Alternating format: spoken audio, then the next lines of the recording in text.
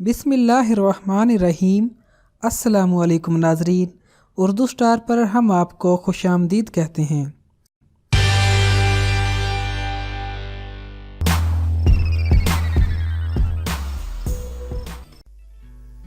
मासूम बच्चियों से होने वाली ज्यादती के बढ़ते हुए वाक़यात से मालूम होता है कि मुआशरे में किस कदर गिरावट बढ़ चुकी है।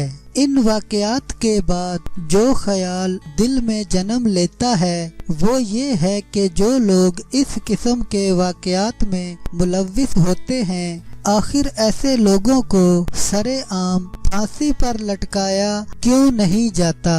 पहले तो ये सवाल बनता है कि इस किस्म के वाक़यात होते ही क्यों हैं, और फिर इस तरफ आएंगे कि इन वाक़यात को कैसे रोका जा सकता है। जब बच्चा पैदा होता है तब तमाम लोग उसे प्यार करते हैं, गोद में लेते हैं और उसे चूमते हैं। ये वो लम्हा होता है जब ये बात किसी को मालूम नहीं होती कि ये बच्चा बड़ा होकर डॉक्टर बनेगा, पायलट बनेगा या फिर इस मुल्क का लीडर बनेगा, जबकि ये भी कोई नहीं जानता है कि ये ही बच्चा बड़ा होकर एक ऐसा स्कैंडल खड़ा करेगा जिसे लोग जिनसी दरिंदगी का नाम देंगे। यानी साबित हो जाता है कि कोई भी जिनसी दरिंदा माँ के पेट से ही ऐसा पैदा नहीं होता, बल्कि उसमें उसका माहौल और उसकी परवरिश यानी मुआशरा और उसके साथ सरकार का भी इतना ही हाथ होता है। अब सरकार का कैसे हाथ होता है ये मैं आखिर में बयान करूंगा। बहुत छोटे बच्चे बाहर गली मोहल्लों में सिर्फ उन ही लोगों के साथ निकलते हैं जिन्हें वो जानते हैं। उसमें कोई अजीज मोहल्लेदार भी हो सकता है जिसे बच्चे अपने घर में भी पाते हैं और घर के दरवाजे पर भी।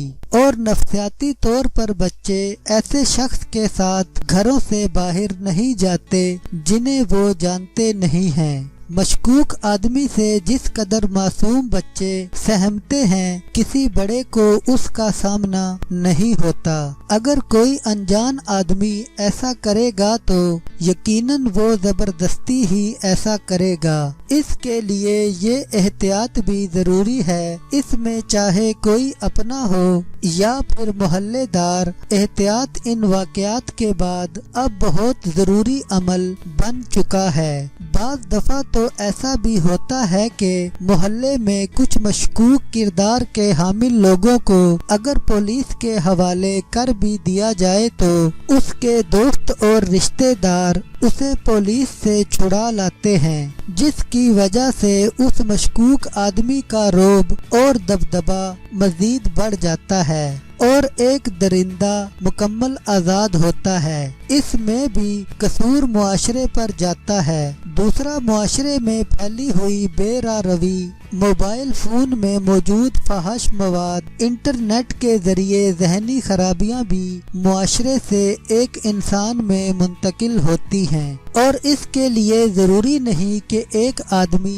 जिसकी शादी की उम्र निकल रही हो तो वो अपनी नफसानी ख्वाहिशात की तकमील के लिए भी ऐसा करता है, बल्कि ऐसे वाक़यात तो वो दरिंदा सिफ्त लोग भी कर गुजरते हैं जो शादीशुदा होते हैं और खुद कई बेटियों के बाप होते हैं। मैं ऐसे कई लोगों को जानता हूँ जिनकी अपनी कई जवान बेटियाँ हैं, मगर जब वो किसी महफिल में जाते हैं तो उनकी निगाहों में जो दरिंदगी होती है वो किसी से ढकी छुपी नहीं होती। चेहरे पर दाढ़ी रख कर या फिर बेहतरीन पैंट कोट उस शख्स को मुहज्जब तो बना देते हैं, मगर उसकी जहनी दरिंदगी को नहीं मिटा सकते। ऐसे लोग अपने घरों में अपनी बेगमात को फोन करके पूछ रहे होते हैं कि बेटियों पर निगाह रखो, उन्हें कहीं आने जाने ना देना, मगर किसी दूसरे की बहन और बेटी उस शख्स की निगाह से एक लम्हे के लिए भी महफूज नहीं होती। यानी आप दूसरे एंगल से अगर एक इंसान की गैरत का अंदाजा लगा सकते हैं कि जब वो बाजार में अपनी बहन और बीवी کے ساتھ جاتا ہے تو اس کی نظریں اس جانب مرکوز رہتی ہیں کہ کوئی میری بیوی یا بہن کو تو نہیں دیکھ رہا، مگر جب وہ اکیلا ہوتا ہے تو یہ ہی سارے کام خود کر گزرتا ہے۔ ہم لفظ مکافات عمل کو بھول کر جب زندگی گزارتے ہیں تو معاشرہ اس درندگی کو خود بخود جنم دے دیتا ہے۔ دوسرا، ہم دیکھتے ہیں کہ موجودہ معاشرے میں بہت سی ایسی خواتین بھی ہوتی ہیں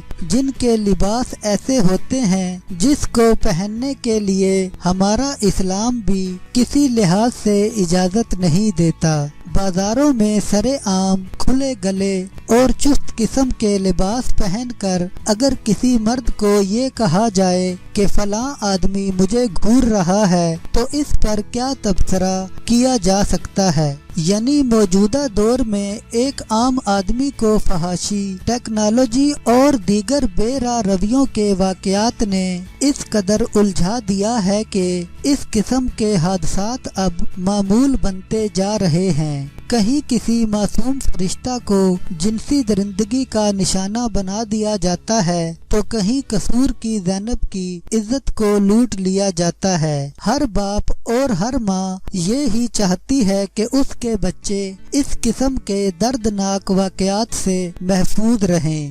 بعض اوقات بہت سے ماں باپ بھرپور تحفظ اور مشکوک افراد پر نظریں رکھنے کے باوجود بھی اس قسم کے حادثات کا شکار ہو جاتے ہیں، کیونکہ ایسے لوگ جب باہر کی دنیا میں مشکوک لوگوں پر نظریں رکھتے ہیں تو اکثر یہ بات بھول جاتے ہیں کہ ان کے اپنے ہی گھر میں ایسے جنسی درندے موجود ہوتے ہیں جن پر اندھا بھروسہ ان کو لے ڈوبتا ہے۔ ان میں سے کراچی میں ایک دل دہلا دینے والا واقعہ جس میں ایک سگے باپ نے ہی اپنی ہی معذور بچیوں کو ہوس کا نشانہ بنا دیا تھا۔ اب کوئی بتائے کہ کسی دوسرے پر کیا نگاہ رکھی جا سکتی ہے؟ یعنی اس نفسیاتی درندگی کو انسانی رگوں سے نکالے بغیر کسی بھی لحاظ سے کمی نہیں لائی جا سکتی۔ اس میں پولیس بھی کیا کسی کی مدد کرے گی؟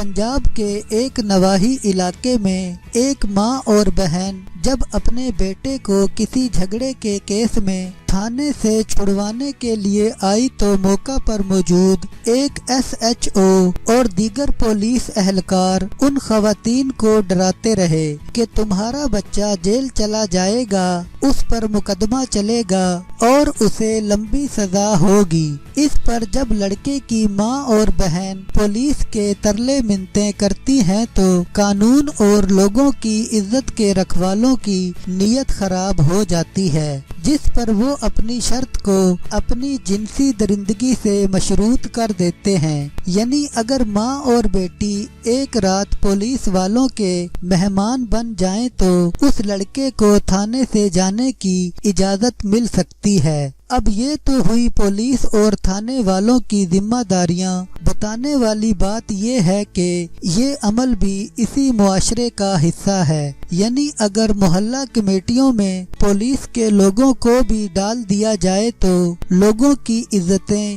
جہاں محلوں میں محفوظ نہیں، وہاں پولیس کا واقعہ بھی اوپر بیان کیا جا چکا ہے۔ اس قسم کے واقعات سے بچ کر جائیں تو آخر کہاں جائیں؟ مگر اس کا مطلب یہ نہیں ہے کہ اچھے پولیس اہلکار موجود نہیں اور معاشرے میں سبھی لوگ درندے ہیں۔ سوال تو بس یہ ہے کہ ان کی پہچان کرنا مشکل ہو چکا ہے۔ ضروری ہے کہ اپنے ارد گرد خود بھی مشکوک لوگوں پر نظر رکھی جائے، بچوں کا خیال رکھا جائے، جدید ٹیکنالوجی کی مدد لی جائے۔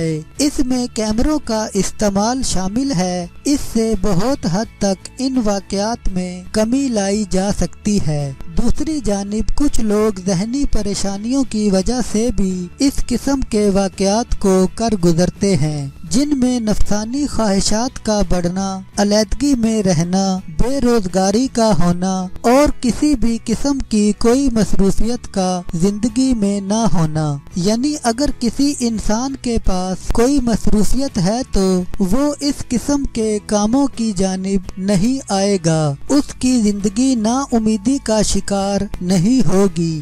وہ جب مصروف ہوگا تو فرسٹریشن سے بھی دور ہوگا۔ یہاں پر آ کر ریاست قصوروار بن جاتی ہے، جس کا ذکر اوپر کیا گیا ہے۔ اس میں حکومت کا بھی اتنا ہی کردار ہے، یعنی جب سرکار اپنی عوام کو صحت دے گی، اچھی تعلیم دے گی، بے روزگاروں کو روزگار ملے گا، پڑھے لکھے لوگوں کو نوکریاں ملیں گی، تو ایسے لوگوں میں بہتر مستقبل کا ایک پلان ہوگا۔ ان کے ذہنوں سے مایوسی اور نا امیدی ختم ہو جائے گی۔ یہ ہی نہیں، وہ انسانی جنسی درندگی سے دور رہے گا۔ ایک بے روزگار اور مایوسیوں کا شکار نوجوان دہشت گردوں کے ہاتھوں بھی اسی سوچ سے کھلواڑ بن جاتا ہے، جو ہر وقت سوچتا ہے کہ کیا کروں۔ گھر میں جوان بہنیں ہیں جن کی شادی کرنی ہے، ماں کی دوائیں ہیں، چھوٹے بہن بھائیوں کی اسکول کی فیسیں ہیں۔ چوری کروں، جیب کاٹوں، ڈاکہ ڈالوں یا پھر کسی کی عزت پر ہاتھ ڈالوں، یہ وہ پوائنٹس ہیں جس کو پورا کرنا کسی بھی معاشرے کی نہیں بلکہ ایک ریاست کی ذمہ داری ہے۔